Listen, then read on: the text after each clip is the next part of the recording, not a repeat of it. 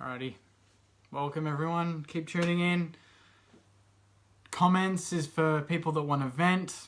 Go for it. Just let me know what you thought. You know, I could dissect the game all day long, but this is about, let's just cover off the obvious negatives and let's try and find some positives in this.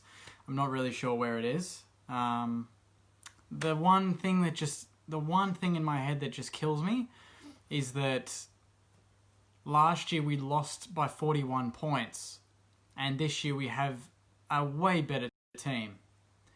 You know, we recruited, we've got a new coach. You would say that the on-field team on paper was better than last year, that the coaching staff was better than last year, our form was better than last year, and Collingwood probably a bit worse than last year.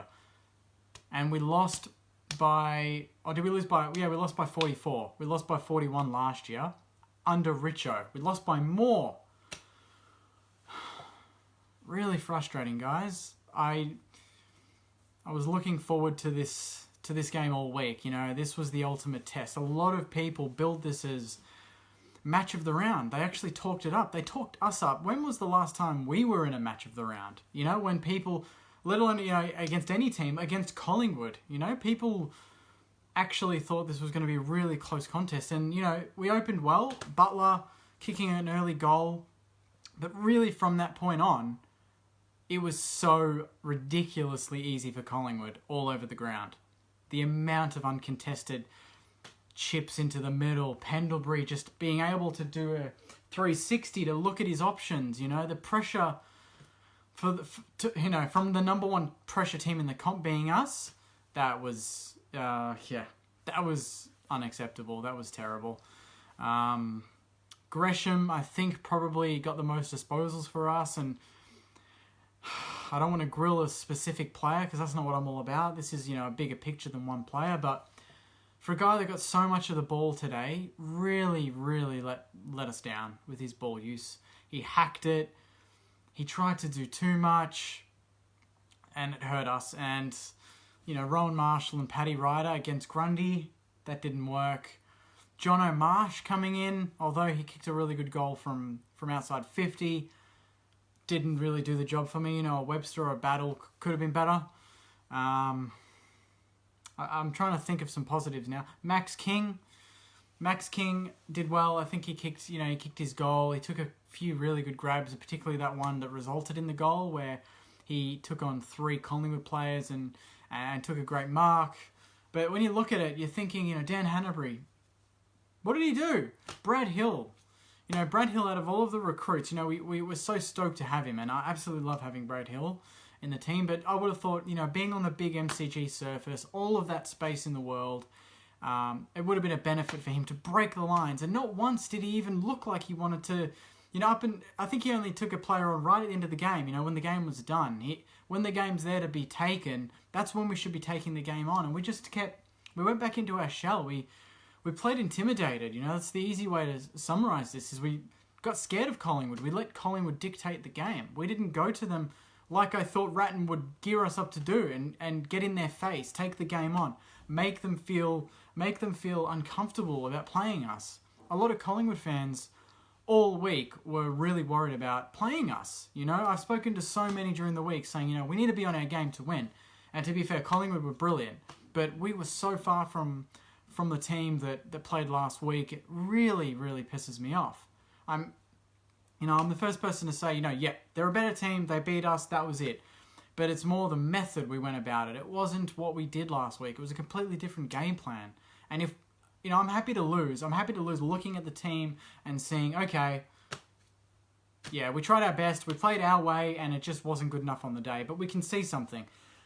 We went against that for so much of the game. You know, we were so afraid to take it on.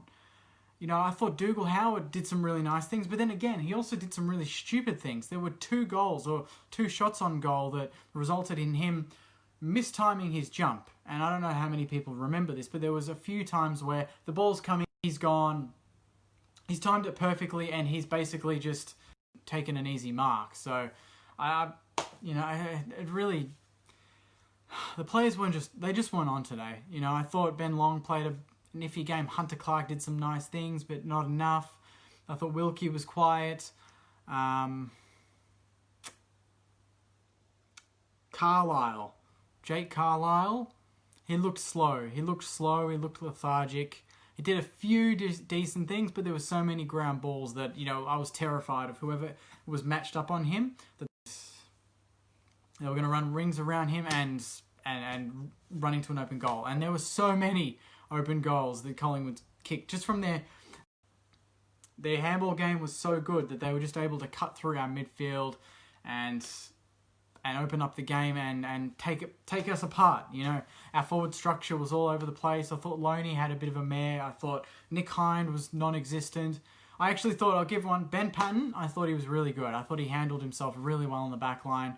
There were a few marks where I thought it was a different player, and it was Ben Patton. A few contested marks in the back half, and his distribution out of the back half was better than most of the players. I thought Caulfield, although he was in the deep end, he'll learn from this and he's got to stay in. Butler, easily probably one of our best. He just, he lit us up in the front half. He kicked a couple of good goals. That one where he set up, I can't remember who it was, Jack Steele, who then missed, where he turned the Collingwood player on the wing, backed himself in, and kicked it to them lace out, was great. And that's what we did last week. We backed ourselves, and then we had the composure to actually finish the job. And this week, we didn't back ourselves enough, and we didn't have the composure. We kicked, what did we kick? 5 goals, 7. That's ridiculous. You're not going to win games like that. And it wasn't even raining. We were all worried about it being rainy and it was going to hurt our talls. Maybe we still went in too tall, but the weather was still good enough that if you were good, in terms of your disposal, that this would be fine. You'd be able to hurt Collingwood, but our disposal was poor, and there were so many passages of play that we could have gone over the top and gotten through their press, but we just couldn't do it fast enough or efficient enough. And against a team like Collingwood, they're not going to give you that many chances to get a run on, and that was it. We were, as Joe says there, we were frightened from Collingwood players, and to see Steele Sidebottom rip us a new one again, to see Grundy rip us a new one again, De Goey proving why he's a freak and everyone wants him in their team, they were too good. That's the summary of this. They were too good. Let's go through some of these comments. Let me just scroll to the top because there's been quite a few. Bit disappointing that we're not talking about a nice close game, or at least a win, or just something that would have been serviceable. Oliver says, weak performance from the Saints, outclassed today. Joe just is saying, just say it as it is. We were pathetic. Dan Butler, best on ground. If it weren't for him, we'd be screwed. Fair point. Everyone said in round 1 that we should drop him, and the last 2 weeks he's been our best forward. So he holds his position. Sai pretty much sums it up from Claire. Can't play the MCG, says Dan. Had our moments where we looked okay, just our more experienced players were sloppy, from Jacob. Exactly, yeah, doesn't that surprise you that some of our youngsters like Max King and Ben Patton, the players that have had the least amount of experience, look like they were the most mature out there and the ones able to actually play Collingwood, whereas the more experienced like Brad Hill, Seb Ross, Dan Hanbury, Jake Carlisle, these sort of blokes were the ones that actually, I wouldn't say let us down, but they left a lot to be desired. They didn't play their best games. Han says, Collingwood is not that good. What happened? Luke says, outclassed by a far better team. Let that be a kick up the backside to our boys. We're still developing. Give it some time. Yeah, I mean, to be fair, 44 points. Although I didn't want to have a loss this year that was 40 plus points. I wanted to, I'm happy to lose games. I just didn't want to lose a game where it was pretty much a non-contest after halftime. And we kicked 1 goal after halftime. They kicked 2. But, it could be argued they put the cue in the rack and they were pretty comfortable that they could, hold us at arm length for the rest of the game without going out of second gear. Such a build-up to get served this, says Tim. Yep. And it's going to be another long week. We're playing Richmond and, if anything, it's almost a benefit playing Collingwood and playing the way we did to bounce back, but to bounce back against another very good top 2 team in the comp who had a really disappointing loss the other night. They're going to be on the rebound. We're going to be on the rebound. It's Maddie's match. It's back at Marvel, under the roof. It could be a blessing in disguise for us. If we can bounce back and then face Carlton with a bit of confidence, That's not bad after 5 weeks. But if we go in next week and dish up the same performance, we're in trouble. No positives. Set the club back 10 years, says David. I wouldn't go that far. Need to bounce back next week, says Stephen. I've cancelled my membership goodbye, says Nathaniel. I wouldn't go that far, mate. I'm sure you're just joking. If you're not, yeah, you got problems if you're cancelling your membership after one loss. Radley says, I think the Bulldogs match was like the Demons game from last year. They were a finals team in 2018 when we beat them handedly, but they ended up being second last on the ladder in 2019, gave us false confidence. Well, Bulldogs beat GWS last night, so I don't know what that tells you. We missed Brown, Savage, Webster and Robbo in the back line. It was an inexperienced back line, I'll give you that. A lot of new players, a lot of young players still trying to gel. And that is, I guess, our team in a nutshell. This to gel as a team. Why is it with Collingwood I hate this team more than I love the Saints, says Sandy. Gresh equals shit, says Daniel. I wouldn't go that far. Gresh tried hard. He got a lot of the ball. He just didn't use it as effectively as I would have liked. And this is why I've said for so long, I think he's a small forward. Yes, he gets the ball, but he doesn't hurt as much as he would. 25 disposals in the midfield is less damaging than if he gets 15 in the forward half and he kicks 3 goals. Like, who wouldn't want 3 goals and 15 over 30 and, you know, a lot of long bombs to nothing? You know, I know what I'd pick every day of the week. Ian says, how long before we go after another $1 million player and new coach? Scared rabbits in the headlights, says David. Phillips says, same old. Unfortunately, lack of leadership and no aggression, comprehensively beaten across the ground. Pies put the cue in the rack as well. Pathetic effort, plain and simple.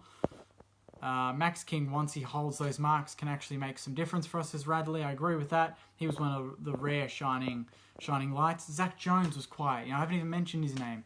You know, I thought this open field, Brad Hill and Zach Jones, Nick Hines, I thought it was going to open up for them. We just couldn't get enough of the ball. Collingwood played a brilliant chipping game. They knew that if the game was free-flowing and open, we could hurt them. But they knew that if they could play an uncontested chip, slow it down, and then open it up with hands at the end, that they could open us up, and that's exactly what they did. And a team like Collingwood, they not only have the strong plan, they had the execution. They've got so many good ball users with Pendlebury, Sidebottom, Adams, Digoe. You know, you name it, just rolls off the tongue. You know, Jeremy Howe played a good game. They've got so many good ball users that if you give them time and space, they're going to hurt you. No one worries playing the Saints, says Joe. We were horrendous, need to be better, says Oliver. A lot of obvious comments here, but it's true. You know, we were slow, we were lethargic, and I just want to bring up one point. This is not an excuse, so don't think that I'm saying this is the reason why we lost, but Collingwood played last Thursday night. They've had 9 days to prep for this game. We've had 6. And guess what? Thursday night Richmond played. We play next Saturday again. A 9-day break again with another 6, with a 7-day turnaround. How is that even legal? How can the AFL organise for a team to have 3 extra days to prep?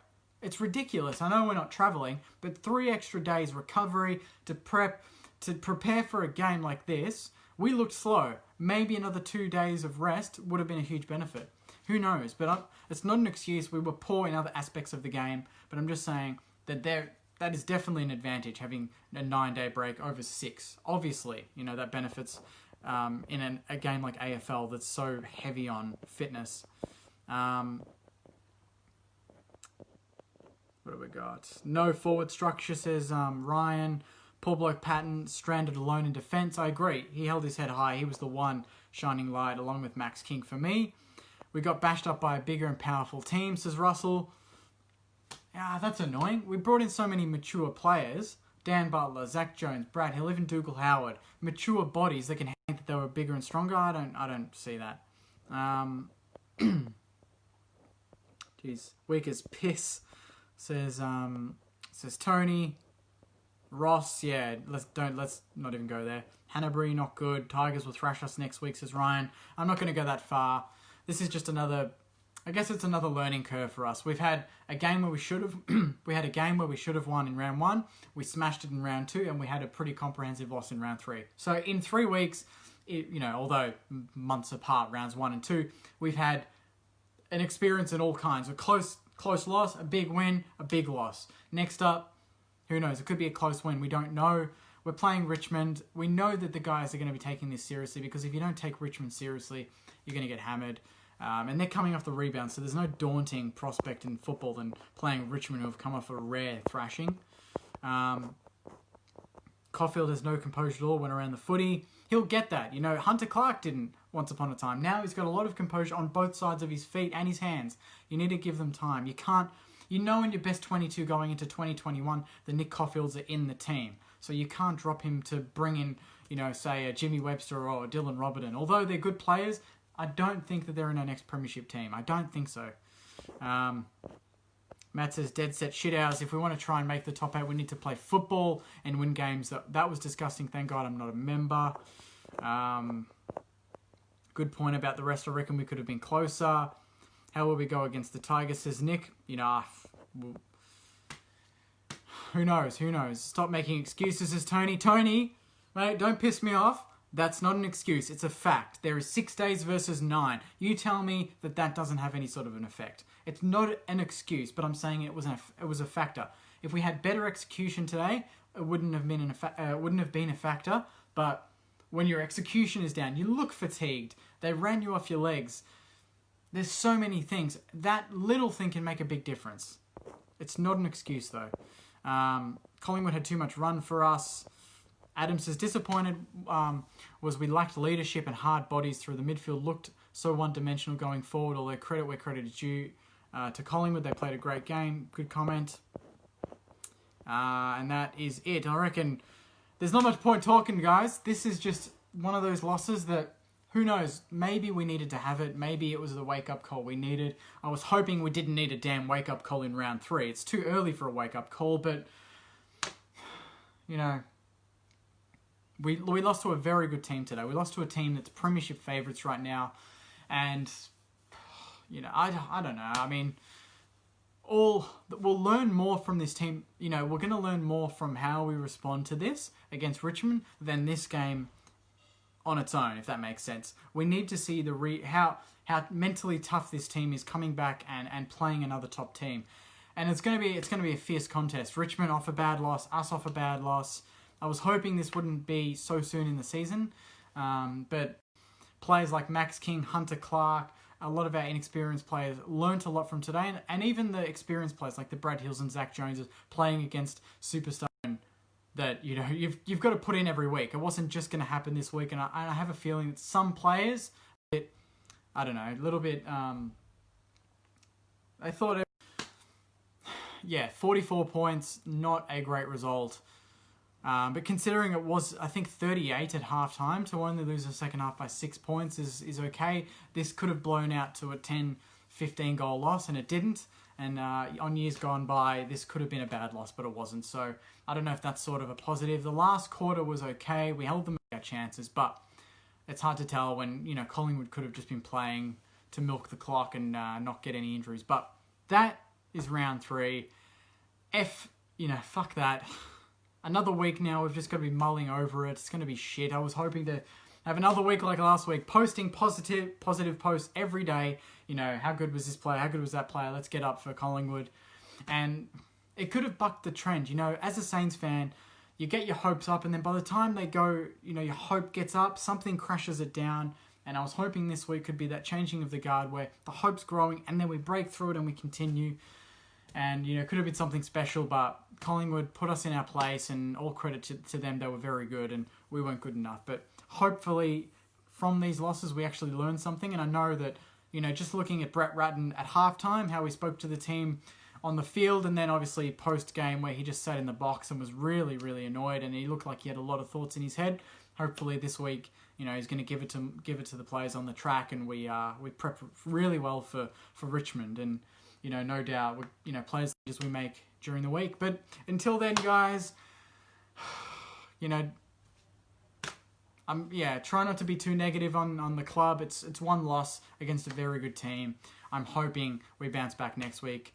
And if we do, you know, then clearly we're learning and we're adapting. If we don't, well, we'll just, you know, we'll be back here next week talking about the same thing. But until then, I hope you have a great week. Thanks for watching. Don't think about the game. Don't watch the replay. And I'll see you guys on Thursday night for the preview for Maddie's match, St Kilda v Richmond. Until then, Take care, guys, and go Saints.